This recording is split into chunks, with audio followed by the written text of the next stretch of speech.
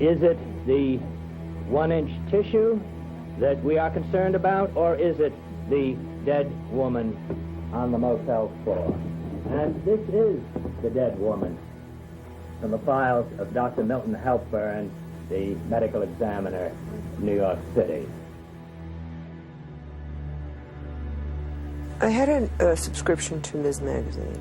It was probably in 1973 or 4, something like that, when in one of the issues there was an article about abortion, and there was a picture that was in with this article, and although it didn't name any names, it dawned on me that this was the picture of my sister. And I thought, well, how could Ms. Magazine get this picture? You know, who did they know, or how did they know to go to get this picture? And I'm still curious about that. I was really in a state of shock for a couple of days earlier this year when I had the first phone call from someone asking me if I recalled how the photograph came to be used for this article. And that the sister of the victim was seeking to find out. I mean, it just sort of hit me. Suddenly, this photograph came to life in a way that it had never done for me. I don't remember exactly when I got the purse or who gave it to me, but I imagine it had to be somebody from the police department that gave it to me. And it was shocking to me that this was all there was that was left of her. And I put it away and didn't look at it ever again until just recently. And I still can't believe that's all that she left behind beside her 2 kids. It was a waste. What a waste.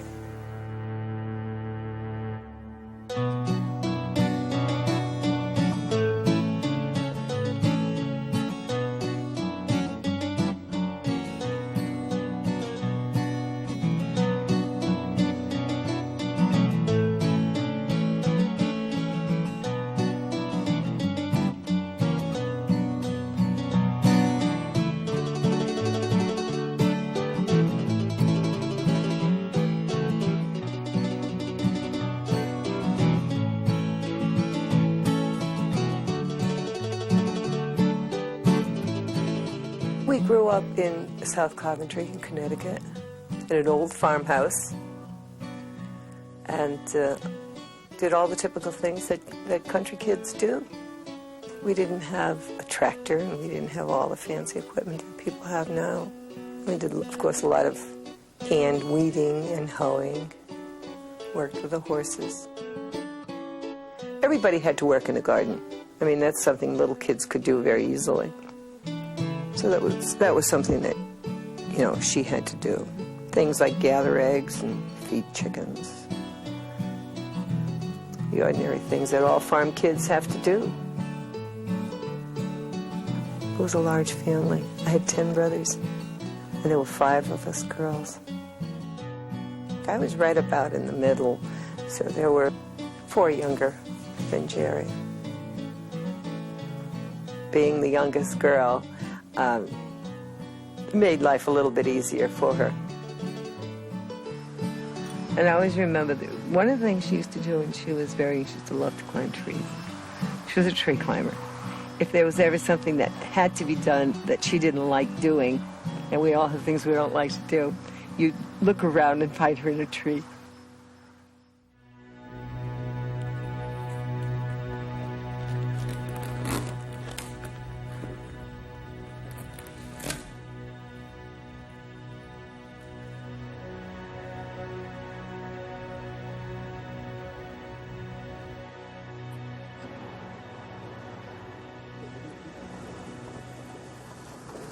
Keep moving, son.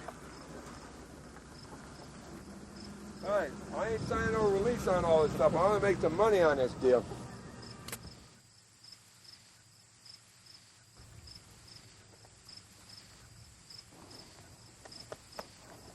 I used to have to milk cows by hand when I was a kid. But not in the morning before we went to school, because my father said no. Oh, yeah, I used to milk cows, too. Yeah, I know.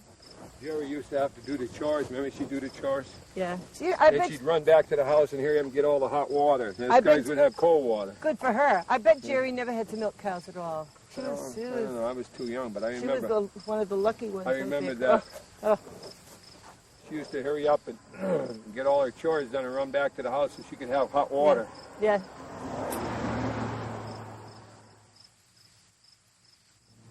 She used to keep the house so spotless.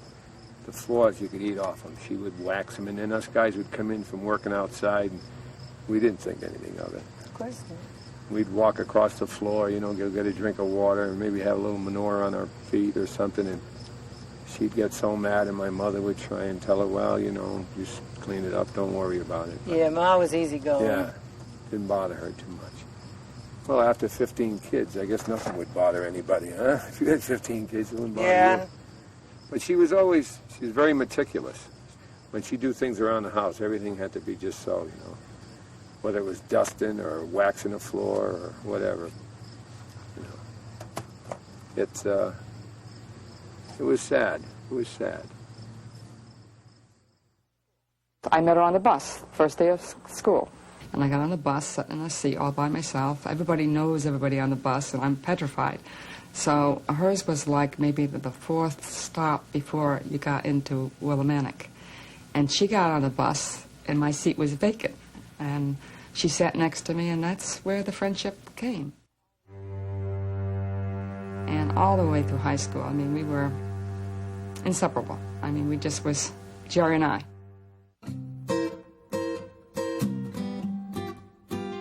And then we started together working electromotive in Willimantic at was a factory. They made condensers for radios, that stuff. We worked night shift after school, and I saved my money and got a car, and that's how I got that 49 Dodge. Back in the 50s, you had to wear dresses at school. I mean, pants were unheard of on girls. So we always had our jeans in the car. So we'd sneak out between study periods or out to the car, get in the car, change our clothes from dress. I mean, we're in the car, of course, laughing. You know, everything is funny back then. Everything when you're young is funny. And, I mean, we got caught playing hooky together quite a few times. Brought to the principal's office, you know, laughing all the way. We went out on dates together. The Wyndham Diner was the place where we always headed up down to have a coffee. We'd sit in the window in the diner, and the fellows would drive in, and we'd wave to them. It wasn't like nowadays. I mean, you could do just about anything, and nothing would ever happen back in the 50s.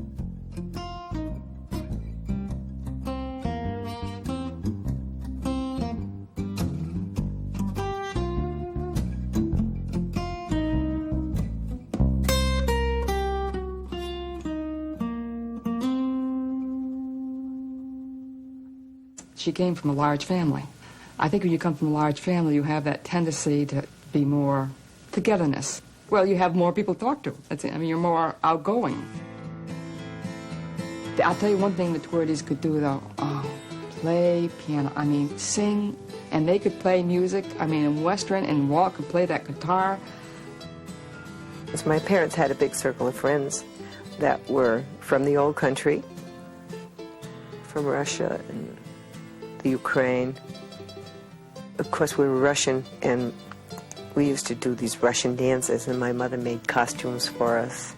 And we used to go to parties, and we used to wear these, we used to have these, like stage shows. And she and I would perform Russian dances in these costumes that my mother would make for us. My father used to whistle these tunes, and she and I would dance to them. It was really neat.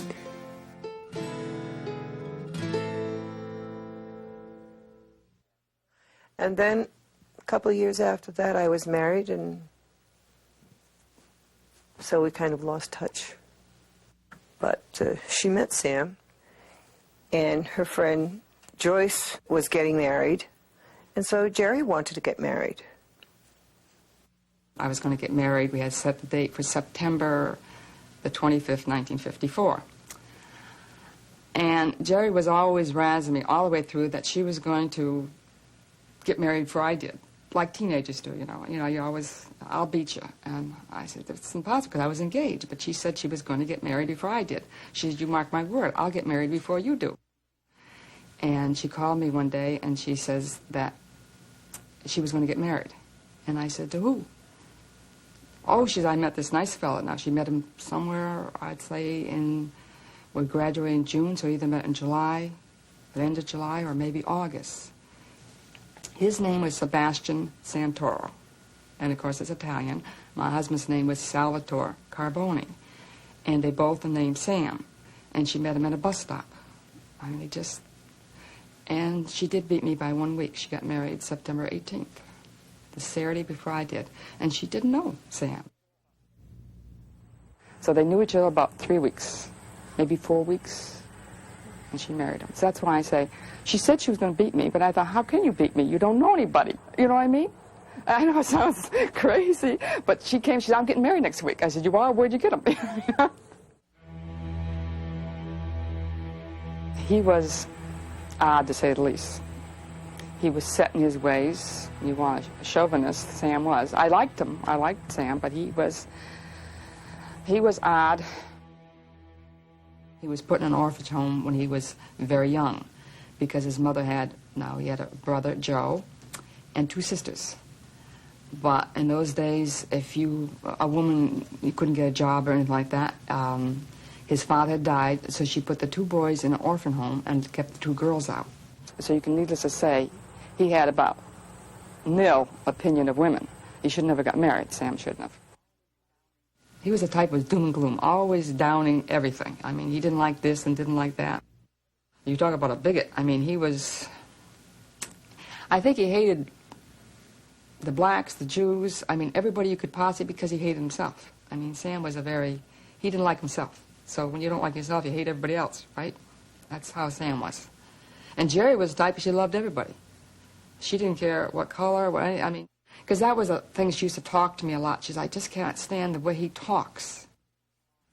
I know what he used to say to her. He used to call her family a bunch of commies, because they're Russians. He'd say, those commies. Most of the time, when he talked, I didn't pay any attention to it. But being Gerri, and her family being Russian and Polish, that's what he used all the time. They lived on the 2nd floor of an apartment house. That's where I really remember when she was really having a lot of trouble with her husband. When I'd see her with black and blue marks, and she was really pretty much of a mess a lot of the time. And she always had excuses why she was black and blue. Like she fell down the stairs, or she tripped, or she slipped on the ice, or she fell at the bowling alley and hit herself with a bowling ball. And I thought, pretty strange, she's right-handed and all her left side was all bruised. And, and then it began to dawn on me what was happening, what was going on. Oh, he was an older brother. When you're a young kid on a farm, you respected your elders, and that's the way we were brought up, and you looked up to him, and, I didn't. But then as I got older and I started seeing different things, I formed my own opinion of the person, and it wasn't the greatest opinion in the world. But, when I saw him abusing my nieces when they were just young children, 4 and 5 years old, and I mean giving them severe whipping, spanking. They weren't spankings, they were with a belt. Take his belt off and just wail the hell out of their fannies. You say to yourself, well, geez, what's going on here, And then you start putting 2 and 2 together, and, then you go back and you recollect the bruises on her face and on her arms and so forth, and on her legs, and then you say to yourself, well, geez, these are not coincidences. There's something wrong there. He had sinus problems, and he used to work in I think it was First National Warehouse in the meat department. And he'd come home, and he had these sinus headaches, and kids had to be quiet, couldn't make any noise, couldn't be jovial, couldn't be happy, and carefree and all this stuff. And that's a heck of a way to have to be brought up in a household like that. And she said this was his reason for his outbursts. Yeah. You know, this is why he had these outbursts, and he became so angry, and he just couldn't stand the noise and because of the pain and so on. And this is why he said that they should go to California because the weather was better there for his sinus condition. Gerri did not want him to go. I mean, I wasn't there when they would argue over it, but she would tell me that they got into quite a few discussions. She said, I'm not moving to California. I don't want to live out there. He convinced her that he would be happier in California, and she would be happier in California if he was feeling better, if he was feeling well. And he flew out, and she promised that she'd come out as soon as he got a job and he settled down. She took me back to, I think it was Fort Dix, New Jersey. I come home for a weekend, and she was going to California. So she dropped me off, and she drove off to California, all by herself, and, well, herself and 2 children. I mean, she was a very strong person. There ain't too many people that would do that, you know, two young kids in a car and drive off to California.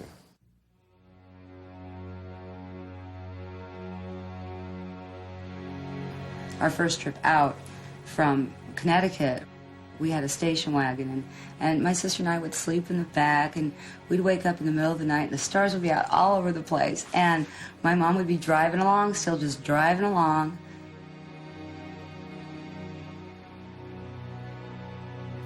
It was fun. It was fun. She made a long, horrible trip fun. She always smelled like juicy fruit gum, always. Don't remember her smelling like cigarettes, but I know she smoked. It was a juicy fruit gum. Went to get her purse, it smelled like that. Kiss her goodbye. At night, she smelled like juicy fruit. Vaguely remember her dancing in front, must have been American Bandstand or something, in the living room with us. She had a green dress, I remember that. She went out to a New Year's Eve party or something with this. To me, it still seems like this shimmering emerald green dress, and it was tight and beautiful. And she, she was a little chubby, but she always had a really nice figure. Anyway, she was just, in my eyes, I would look, and she was a full-figured woman. She looked good. When there was a thunderstorm, lightning and thunder scared the hell out of me when I was a kid. And she used to let me get in bed with her, and I'd be freezing cold. And she just tuck my hands in the rolls of her belly to keep my hands warm in bed with her. And then I was able to go to sleep because then I wouldn't be afraid and I wouldn't be cold. She made Halloween costumes. I remember that being wonderful. To this day, I insist on making Halloween costumes that I have no time to do, because that was one of the few memories that I have that were good. And we'd come home from school and it would be partially finished. We couldn't wait to get home the next day to see how much farther. And we never knew what we were going to be. Every year since the day my oldest daughter was born, I make Halloween costumes. I make them from scratch. No store-bought Halloween costumes. They have to be fitted perfectly for my children. My mother did that for me. Trying to be objective, it's pretty difficult when it's your kid sister. But I think while she was out there, she probably was beaten as many times or as much as she was when they lived in Connecticut. And from the sounds of her letters, she was very unhappy. I heard my mom in their bedroom, and she was screaming. And I went in to see if she was okay, and that's when my father told me that they were playing a game, and that it was all for fun. He was on top of her with his hands around her neck, and my mom, she was crying and she was screaming, but as soon as she saw me, the whole tone and the whole attitude of the crying and screaming changed. Often, my father would say he was just playing with my mom. They were just having fun, and she went along with it. She would back him up, and I wanted to believe that. All kids want to believe that everything's okay. But I think we saw enough, both my sister and I, to know that it wasn't really fun for Mommy. It was just a game that Daddy played, and he liked it, but she didn't like it. And he did hurt her. And so, as much as we wanted to deny it, when she was leaving, it wasn't like we questioned what was happening. We just kind of went along with it. We came home from school and the car was packed. There was no playing, there was no phone calls, no saying goodbye to Daddy, no saying goodbye to friends. It was in the car, and we're going on vacation. We're going back to Connecticut. We left with nothing, I realize now. You know, my mother could not even, I mean, she didn't even have gas money sometimes. It seemed like, just to get back to Connecticut.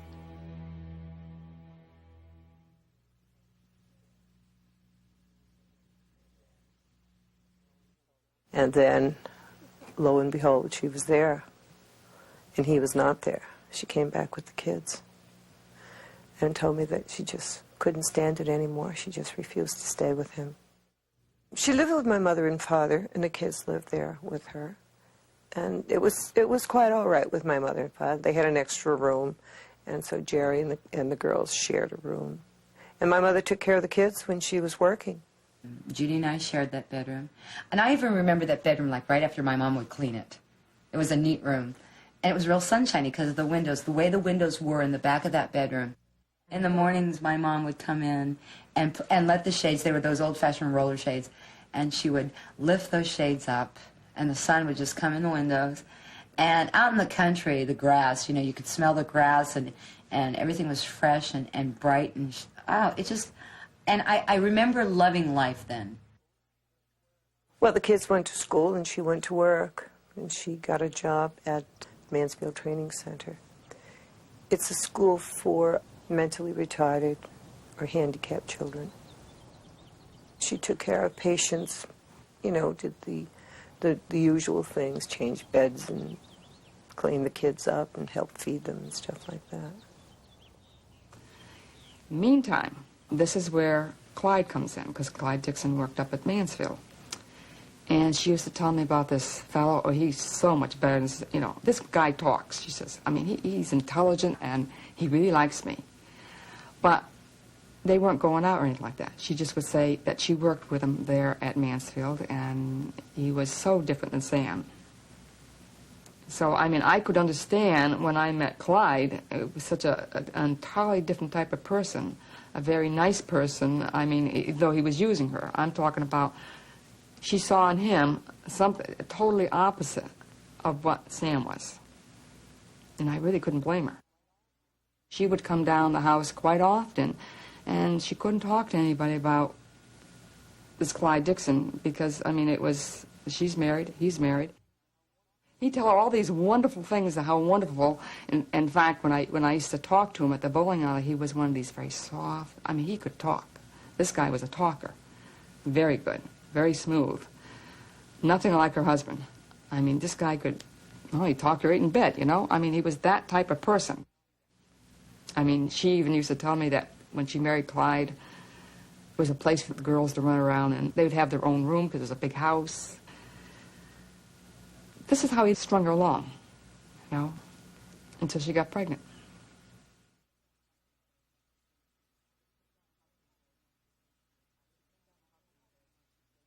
She came down the house one day and she says to me, "Your husband works out towards New London.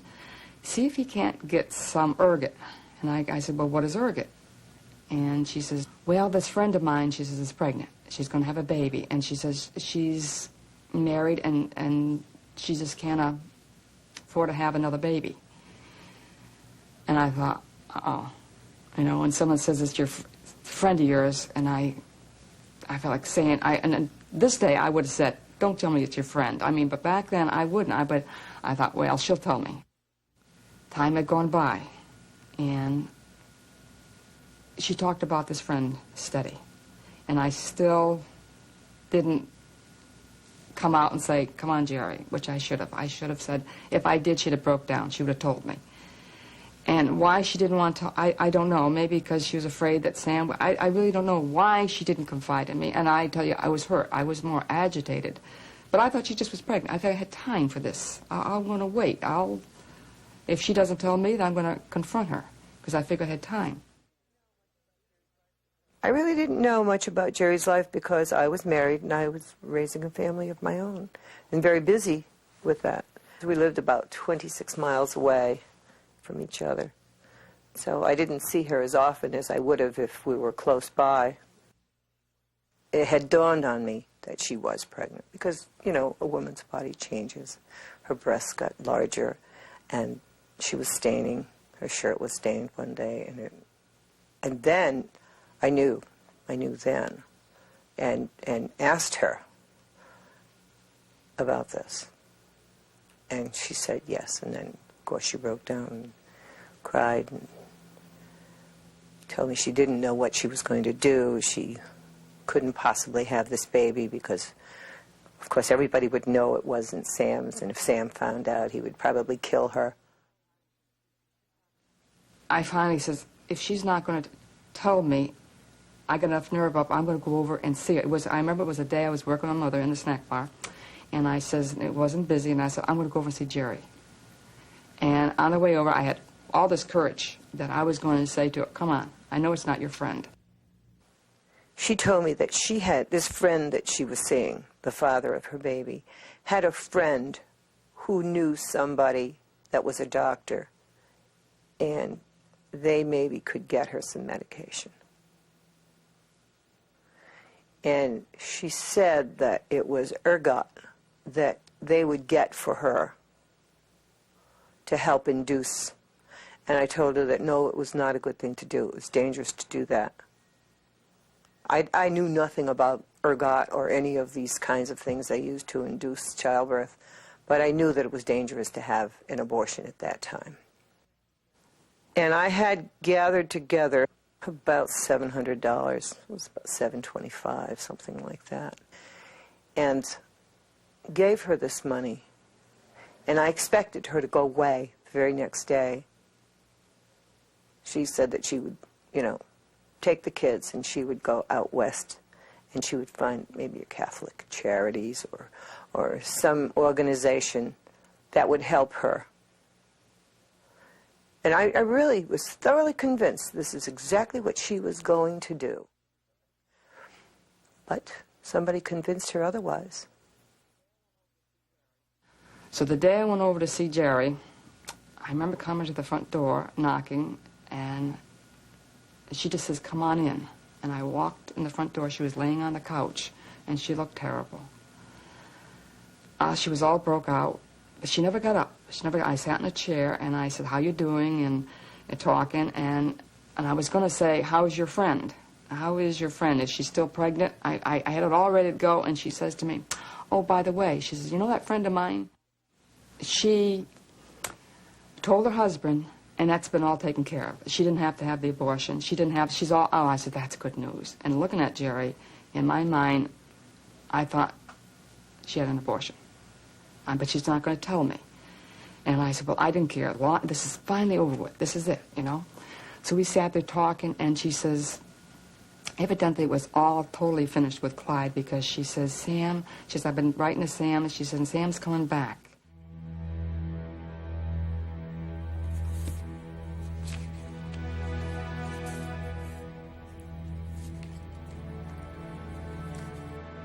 Hello. I'd like to spend my vacation at the beach with our girls. I think they would like it. Any 2 weeks in August would be preferable. Maybe at the same place we went to before, Sound View. Hope the girls are over their coals. Sam, my love to the children. The night my mom died, she was going, I believe it was bowling. For some reason, and I don't know whether it was just a coincidence or what, but I decided I had to go with her that night. I had to go with her that night, and she wouldn't let me go. And she had let me go bowling with her before, but this night she would not let me go. And I mean, I copped a little fit, and she said no. And before my mom got ready to leave for her bowling night, my cousin Debbie covered me up in the back of the car. I stowed away in the car, in the back seat on the floor, and she put a blanket over me, and I wanted to go with her. And she caught me back there. She found me immediately. You know, as soon as she went to get in the car, she saw me and made me go in the house.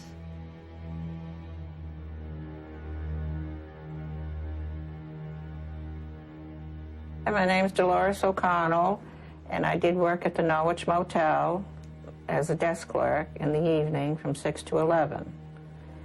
And I would say around 9 o'clock or 9:30, this woman came in and registered.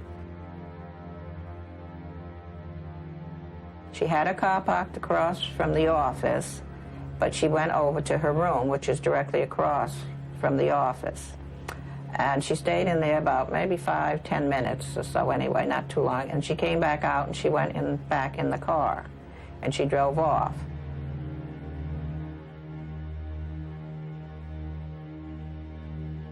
At 11 o'clock I left. And if she parks the car in back of that building, you couldn't tell until she came to the front of the building. But people are in and out of the room, so you really didn't know who was going in what room and all unless you were really watching.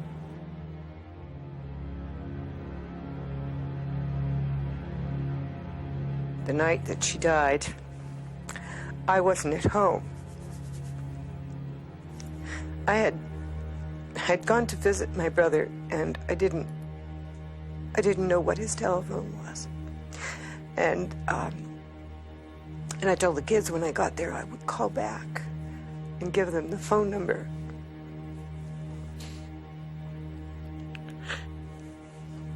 And I didn't call back right away. When I called back to tell them what the phone number was at my brother's house,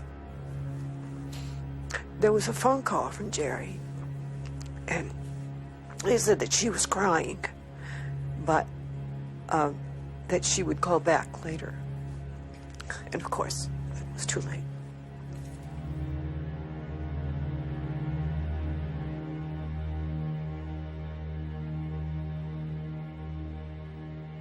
Rose was downstairs, and I would work upstairs, and sometimes all the rooms weren't taking, but whoever got through first, we had to go and help each other. There was 3 of us working at the time. And what a surprise when I opened that door. And I was shocked to see that body on the floor next to the bed.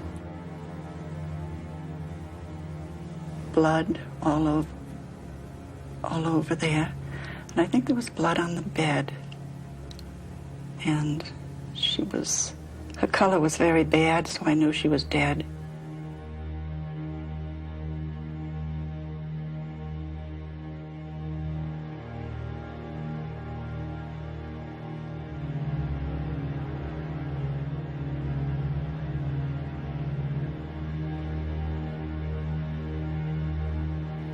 And so I ran out and called to Rose, and she came up, and we went into the next room, and she called Fred. Fred notified the police. And my mother called and told me that they found Gerri's body. And they wanted me to go to the hospital and identify her to see, if it was really her. And I said, well, no, it's impossible. It can't be, because I think Gerri went on a trip. And she said, well, the police want you to go to the hospital. So then, of course, I became frightened, and what could I do but go to the hospital to see? And sure enough, it was her.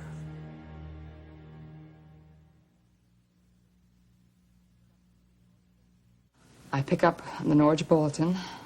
The Norwich Bulletin came out very early in the morning, so it was an early morning paper. And right across it, there was the headlines that a carpenter woman, and I'm going to start crying again. 28 years, and I still do it.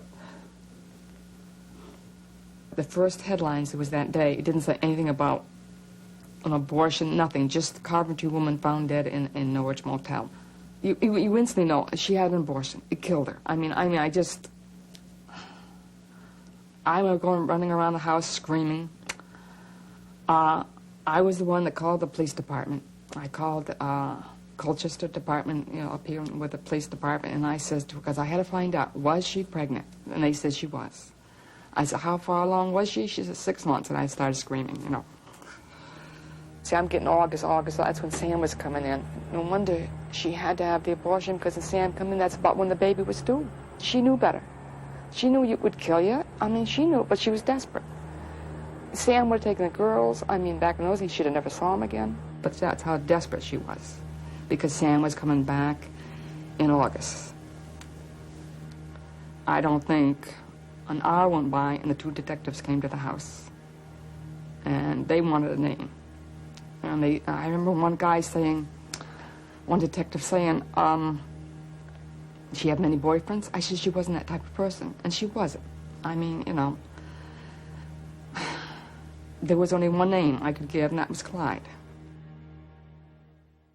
He went to a friend whose wife was a doctor and obtained some information as to how to do an abortion. Was able to borrow some tools, speculum and forceps, that sort of thing.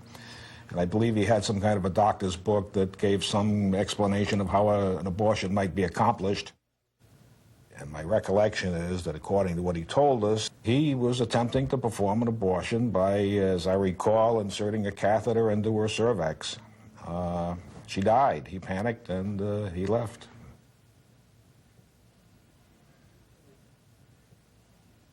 The next morning he went to Hartford, Connecticut, sold his car, and took off, ending up in Morgantown, West Virginia, where he ran out of gas and money.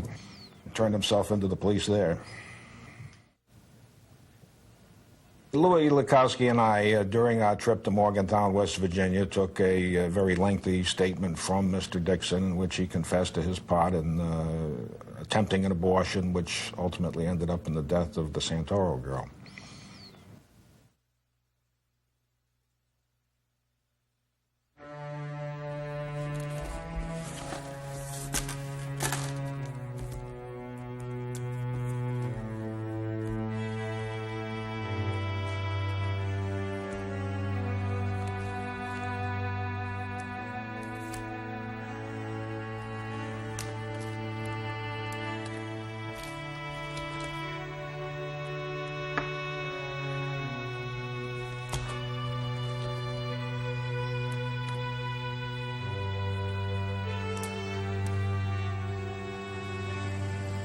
I think it was Penny that called me and told me that Gerri died. And then she said, no, she was murdered. And boy, she said, no, I'm not kidding, Uncle John, she says. And then she told me what happened. Just like somebody stabbed me in the heart.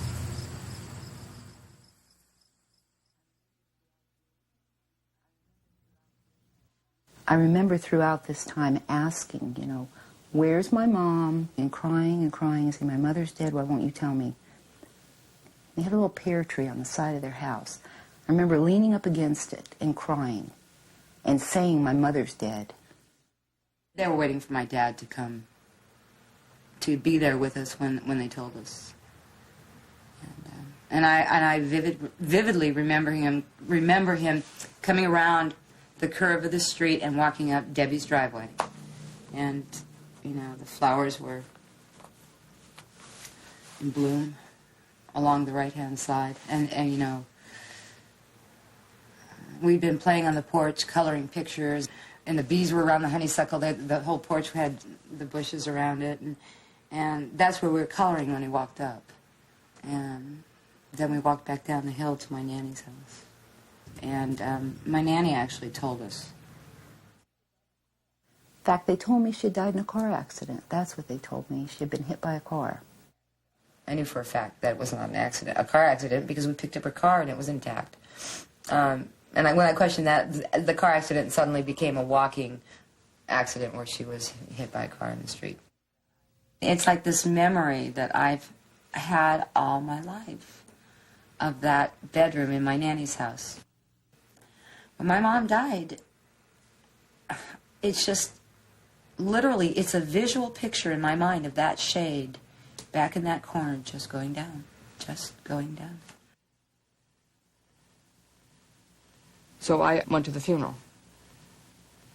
After that, we went back to the house. I didn't talk to Sam too much in the house because there's so many people in the house.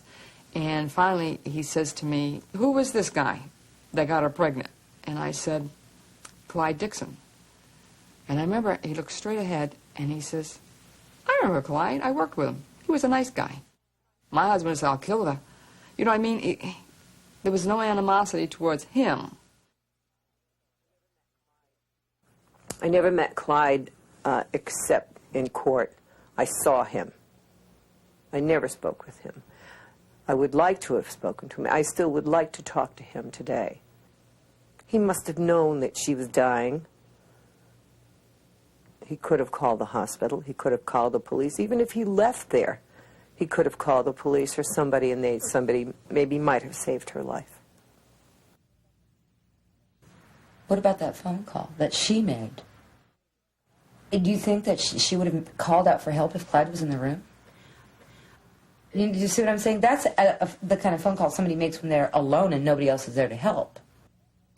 And the fear that that woman had to feel alone. That's the part probably that bothers me more than anything, is that woman was alone and she had to know she was dying. Pleaded nolo contendere, which is an admission of throwing himself upon the mercy of the court, is a technical reason for pleading nolo contendere, that it can't be used in a civil action, whereas a pleading of guilty can be, which I'm sure his attorney advised him. But essentially, it's a plea of guilty, and then he was sentenced.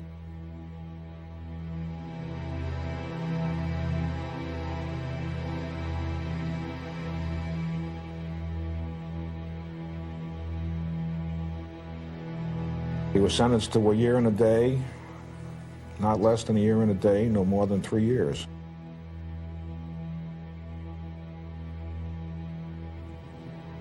This woman was the victim of a criminal abortion. Her body was photographed exactly as it was found by police in a bloody and barren motel room. This individual woman has come to represent the thousands of women who have been maimed or murdered by a society that denied them safe and legal abortions. One has to remember this was a very early moment in the abortion debate, and the abortion opponents were just beginning to use the fetus in the bottle images. It was a very effective photographic campaign, and we just didn't know how to balance that campaign with anything. You know, what has always been the answer to aborted fetuses is dead women.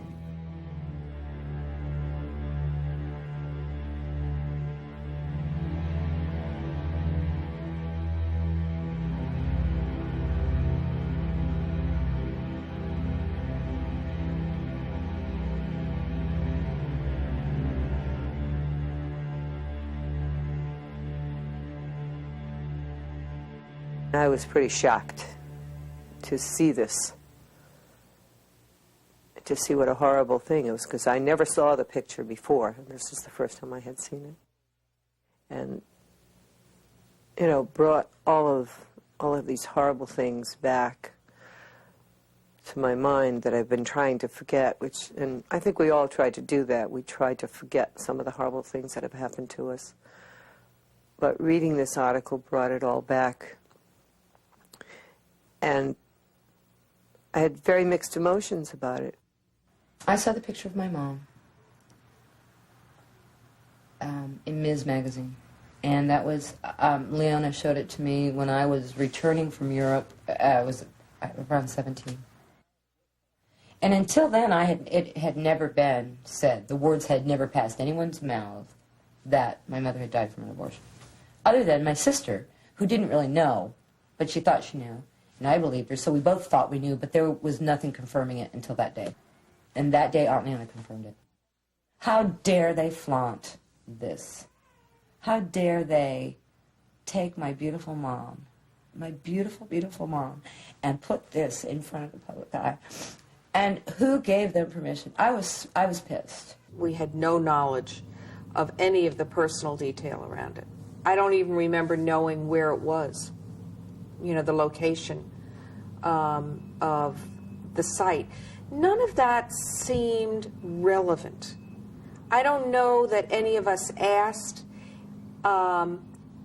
It was so gruesome, I don't think any of us wanted to know. And anonymity at that time was the rule of the day. Were we, by the use of this photograph, exploiting for the second time this woman? I mean, because that really was a serious and a very thoughtful part of the conversation. But it did not seem to me at the time, and it did not seem to my colleagues, that we were per se, on the face of it, invading her privacy, since she was not recognizable. I wish I could remember if I even knew where the photograph came from, but at the first time I saw it, I was struck. I mean, I was horrified by it, and yet it said so much of what we were trying to say. There were so many sources that I was using at the time for writing about this issue that it could have been any one of them. And it could have been a medical examiner files, because I talked to officials as well as people in the movement or whatever. Milton Halpin was the chief medical examiner in New York. We used to depend on him in any real serious case. We would bring the evidence down to him, he would review it, and we had him up here to testify. He at the time was considered the eminent authority in the world on criminal pathology. He was the expert on autopsies and pathological investigations, and materials would have been provided to him by the state's attorney, by the state police, anyone that he might have asked. May well have been how the picture got released.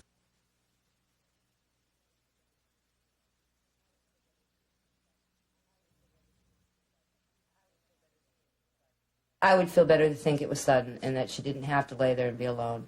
But I don't believe that's what happened. I believe she had some time to think. Because with the way the rags were in her hands, you know what I mean? This was a woman who wasn't just sitting about and suddenly collapsed. This was a woman who was in the throes of dying and was doing what she could to stop bleeding and stop, you know. From that picture, that's what it looks like. It's come up in conversation a couple of times. More or less, have you seen that picture, Judy? What have you thought? And I hadn't, and had never really felt compelled to go look for it. In seeing it, just like with the news clippings, it may sound cold and callous, but it doesn't move me a lot.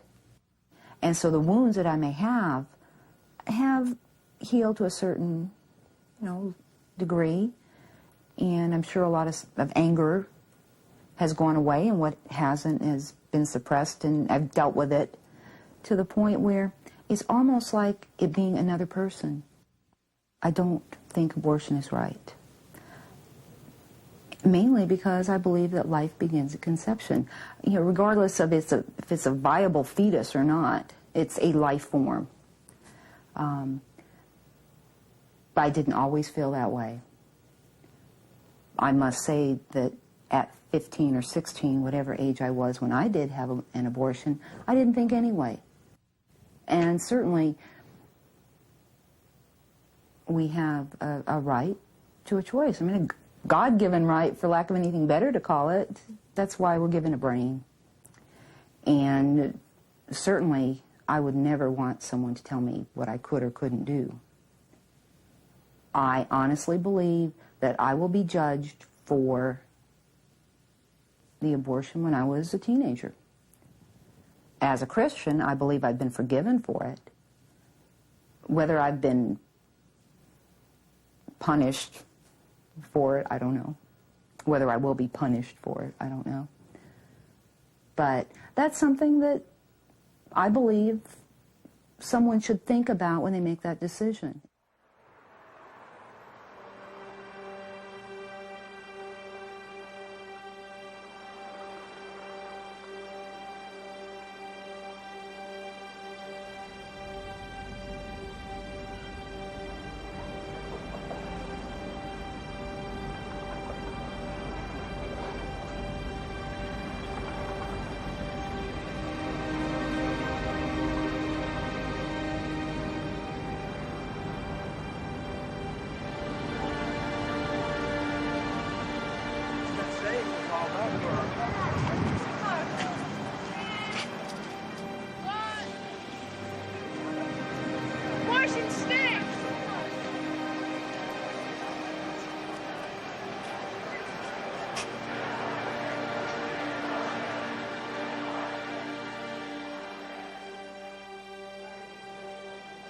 And I have to tell you, when I saw marching on the street a placard with that photograph, I was stunned.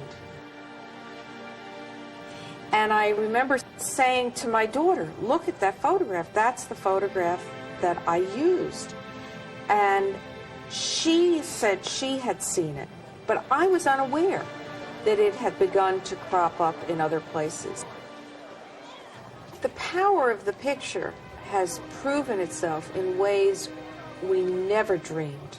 That it's become something of an icon for the whole issue is extraordinary.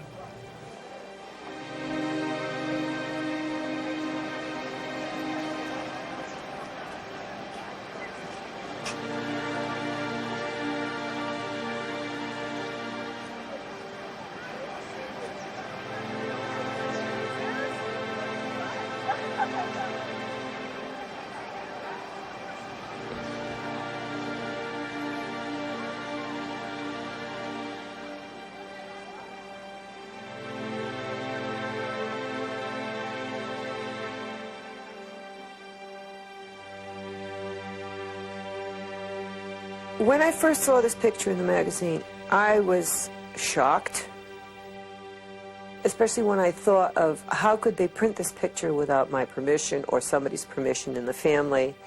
And then I thought, well, I don't think there's anybody in my family that would give this permission. But as years went by and I thought of it from time to time, I thought, it was good that it was printed. And that it was an honest thing, and that people should see this. Now, it's still every bit as tragic of a picture, and it's still pretty rotten that my mom has to be exposed to the public eye that way, but that's for her sake, because I would want people to still remember her as beautiful, and I wouldn't want anybody to have an ugly image of her. And you look at some woman lying there dead, and those who are against abortions think of her as some scum. She was not. She was a beautiful, beautiful woman, and that can happen to anyone.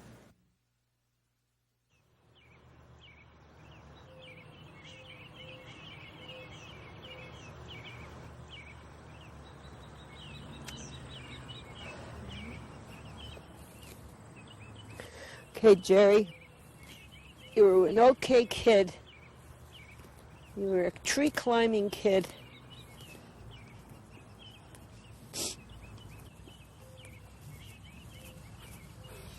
I'm too old to do bending over a bit, you know.